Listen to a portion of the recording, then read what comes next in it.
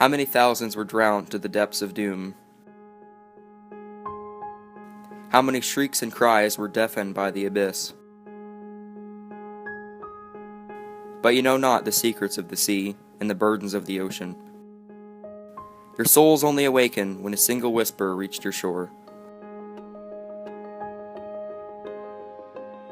Oh, would that you knew, but you know not, that the ocean carries many more.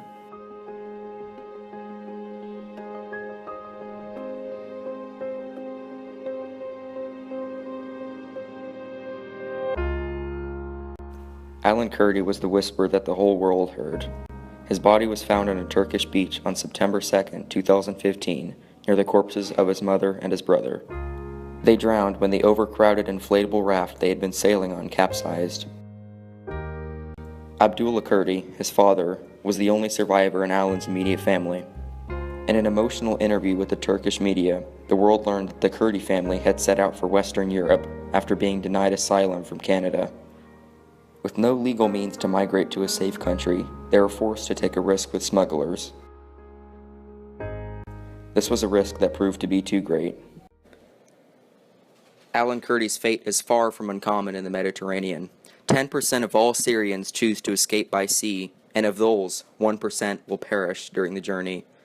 Don't be misled, this is no small number. In 2015 alone, nearly 4,000 Syrian refugees died during their flight, according to the International Organization for Migrants. This leads us to believe to one invariable question. Why would parents of children like Alan Kurdi believe that the choppy waters of the Mediterranean are safer than staying at home? What are the Syrian people running from? Before we can understand who the Syrian people are, we first need to understand the country they come from. We need to understand Syria.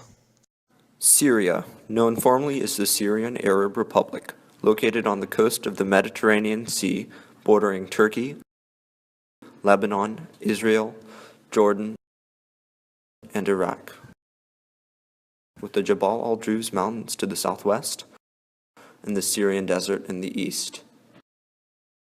3/4 of the country consists of a semi-arid steppe, with most all of the major cities bunched around the Mediterranean coast or the banks of the Euphrates River. Its capital is called Damascus, and is located in the southeast near the border with Lebanon. But all of this doesn't really matter that much right now, because currently, Syria is hell. For 10 years, Syria had been led by an authoritarian tyrant known as Bashar al-Assad, the oldest living heir in a long line of Syrian dictators. In the late months of 2010, his family's long-standing grip on the Syrian people began to falter. Uprisings, spurred by the Arab Spring, began to pop up all over Syria, and Assad's regime responded in kind with merciless attacks on civilians. With tensions high between the authoritarian government and the pro-democracy splinter groups, civil war erupted. The Assad regime has shown absolute disregard to any and every moral and legal barrier when dealing with rebel groups. Anyone, man, woman, or child, affiliated in any way with a revolutionary group is imprisoned and tortured. Cities are bombed with no regard for civilian lives. In many cases, civilians themselves are targeted in airstrikes. There have even been instances in which ambulances at the site of bombed-out buildings are targeted in secondary attacks, a clear violation of international law.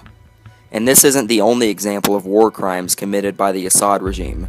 According to The Guardian, in March of 2016, over 1,500 people have been killed by chemical weapons used by the regime. A flagrant violation of the Geneva Convention, this demonstrates well the insane desperation of the Assad regime. Its tactic to bomb the dissenters into submission has only increased the carnage and prolonged the war. The Syrian people are given two options: kneel or die. As a result of these many dangers, a large portion of Syrians have been forced to leave their homes.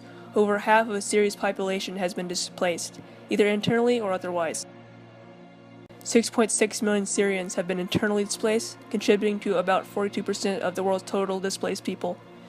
Another 4.8 Syrians have fled the country altogether, fleeing mostly to the surrounding countries of Turkey, Lebanon, Jordan, Egypt, and Iraq. Europe and the West have also borne much of the burden.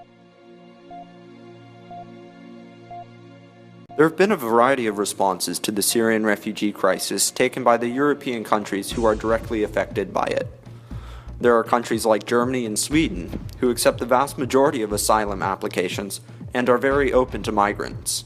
By contrast, there are countries like Hungary and France, who've placed restrictive quotas on the amount of immigrants that are accepted, sometimes, as in the case with Hungary, discriminating against refugees based on their religion. Let's try and understand this isolationist sentiment in countries like Hungary and France. People within these countries feel like refugees are destroying their national identity. They see people with different skin colors and different languages entering their homes, and they feel threatened and trapped. To make things worse, the rare but well-publicized terrorist attacks increase paranoia. Take France, for example. In the wake of the terrible Bastille Day terrorist attack in Nice, many French towns placed a ban on burkinis, the modest Muslim swimsuits. The ban itself serves absolutely no purpose other than undermining the rights of Muslims and oppressing primarily Syrian refugees.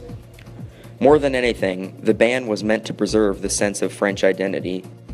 The French aren't known for the burkini, they're known for the bikini. The French feel that refugees are taking away from them what is quintessentially French, that they are destroying national unity. With these complicated feelings of xenophobia among many in the West, it only makes sense that migrants are demonized. In the very countries they had hoped to find refuge, they are often met with hatred and fear simply because they are different or look like a terrorist. They ran from hell, braving Assad's bombs and bullets, crossing the choppy waters of the Mediterranean, only to be met with still more cruelty and disgust in the countries they thought would be friendly. Only a few tentative steps have been taken to improve the lives of Syrian refugees. Countries like Germany and Sweden are among the precious few within Europe to open their borders to migrants. Too many have come to ignore the needs of refugees, instead resorting to the sort of populist mentality that we've seen in places like Hungary. What these nations are failing to realize is that the refugee crisis isn't one group of people's problem. Everyone, in every state, country, and continent is affected by this catastrophe. It's everyone's problem. So, to accommodate the needs of refugees, countries in the West need to undergo comprehensive immigration reform, particularly within countries like the United States. With growing populist sentiment, the naturalization process must be streamlined in order to take in new citizens. This isn't to say that there would be no security measures to screen for potential terrorists. It's only to do away with the cumbersome and overly redundant system we currently have. Also, Western countries need to do away with the idea that all Muslims are crazy terrorists.